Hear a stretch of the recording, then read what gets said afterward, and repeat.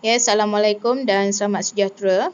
Hari ini cikgu akan sambung kita punya slot PDPR Matematik bersama cikgu Azira dengan tajuk yang seterusnya, faktor yang mempengaruhi nilai pulangan pelaburan ataupun return of investment hartanah. Okey. So, kalau kita nak beli suatu aset, iaitu aset hartanah, kita bukan boleh suka-suka hati tengok tanah tu murah, iklan murah, kita pun beli tanpa kita cek lokasi. Okey, lokasi. Okey, keadaan ekonomi.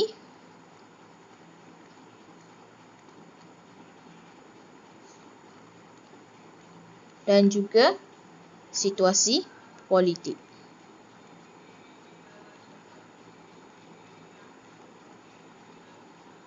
Okey, lokasi. Kita kena tengok tanah kita nak beli tu, lokasi dia macam mana. Adakah dia di kawasan yang keadaan ekonominya bagus, iaitu kawasan kampung, kawasan pekan. Okey.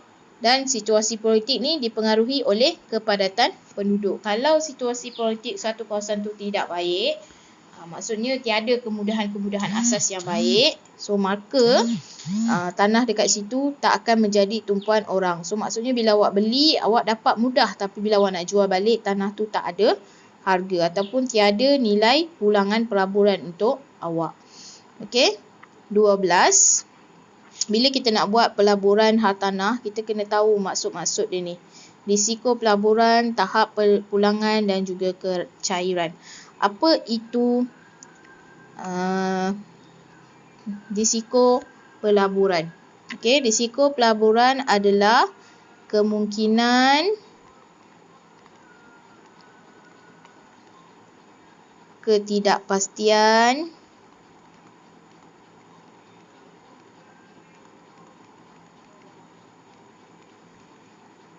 yang mungkin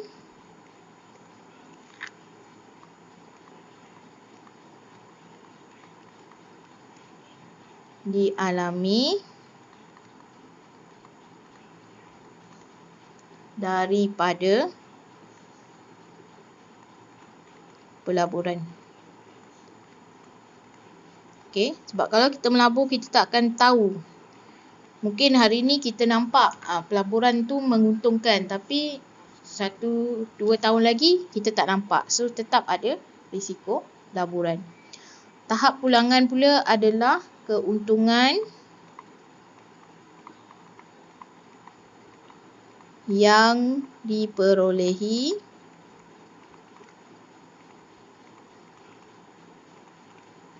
oleh pelabur. Okey. Kecairan iaitu kesediaan aset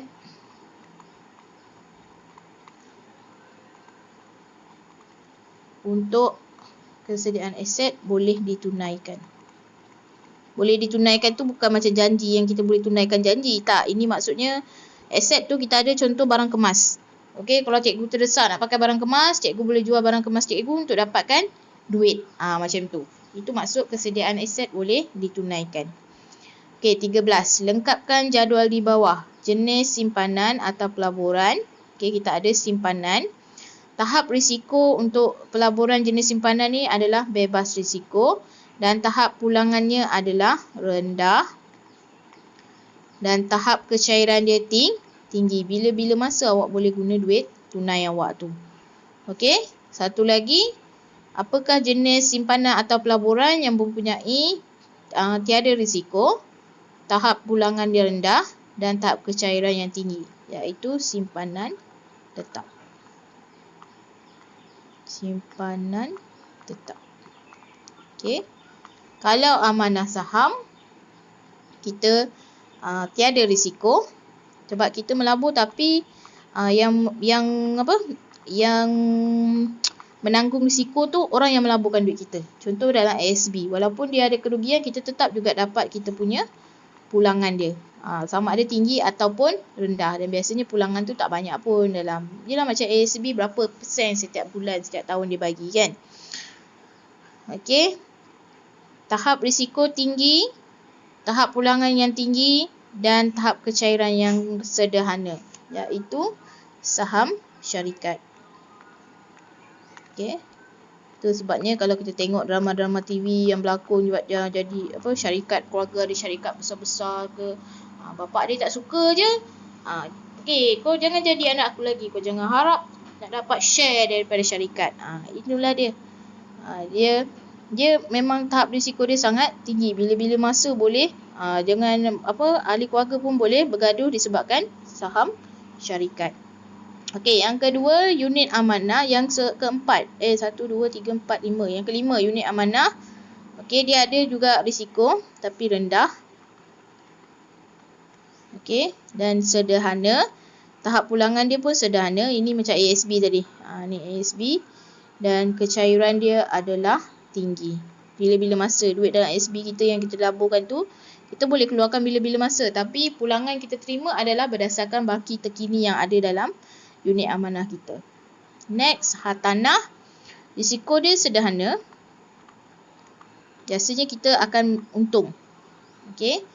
Tahap pulangan dia tinggi tapi tahap kecairan dia rendah. Sebab awak nak pakai duit, awak ada tanah tapi bila nak pakai duit, awak tak boleh lah terus pergi jual tanah awak tu kat siapa-siapa je untuk dapatkan duit. Tak boleh. Okey. Okey, next.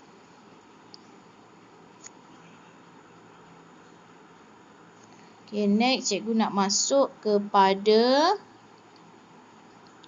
strategi pemurataan. Okay, strategi pemurataan.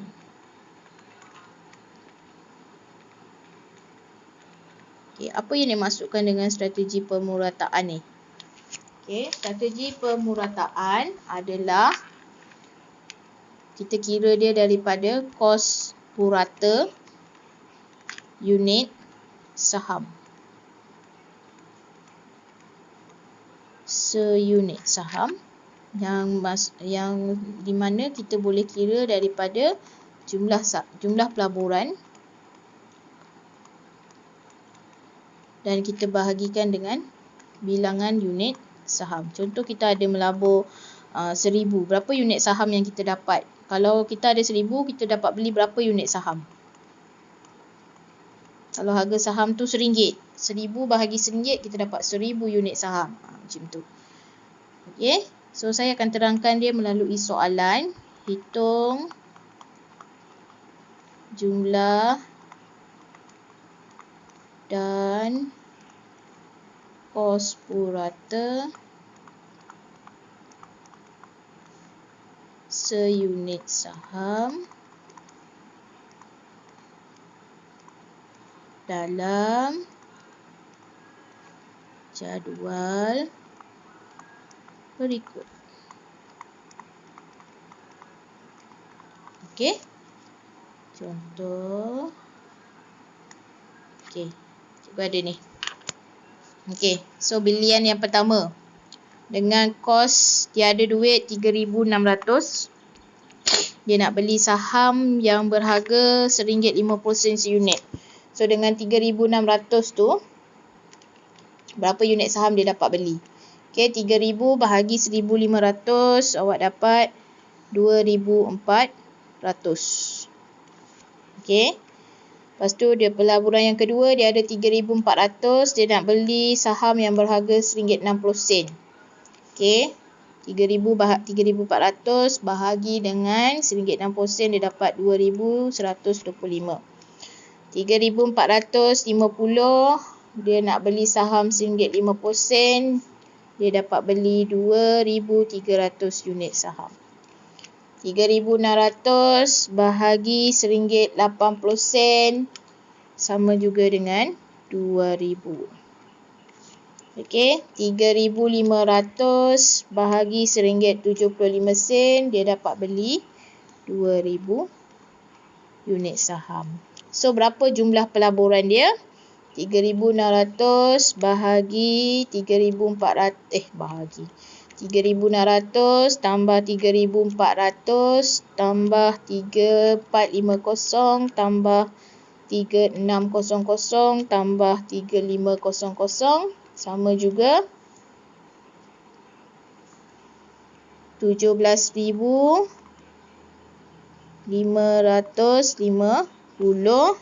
Berapa unit saham yang dapat dibeli? 2,400 tambah 2,125 tambah 2,300 tambah 2,000 tambah 2,000.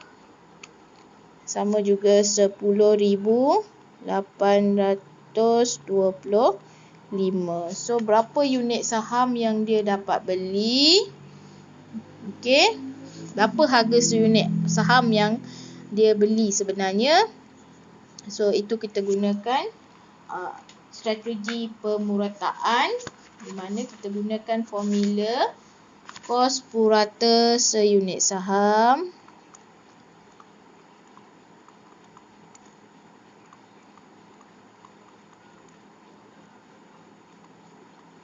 sama juga bilangan pelaburan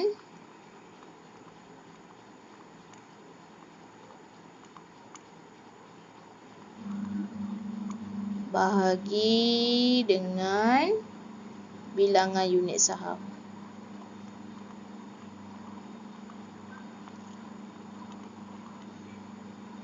Unit saham.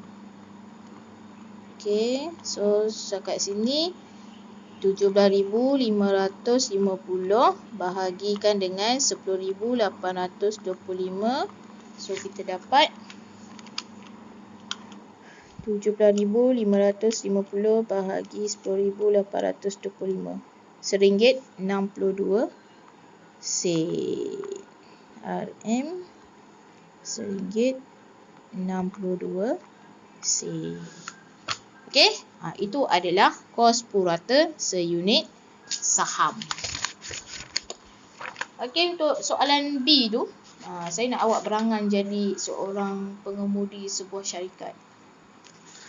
Okey, so saya nak awak cuba jawab soalan B sendiri.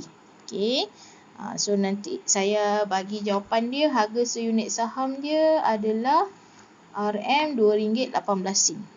Ini jawapan dia, RM2.18. So, awak buat jalan kerja macam yang saya buat ni. Saya nak tengok jalan kerja awak nanti. Nanti naik sekolah kita akan bincang jawapan awak. Okey? Okey, so sekian saja untuk hari ini. Assalamualaikum dan selamat sejahtera.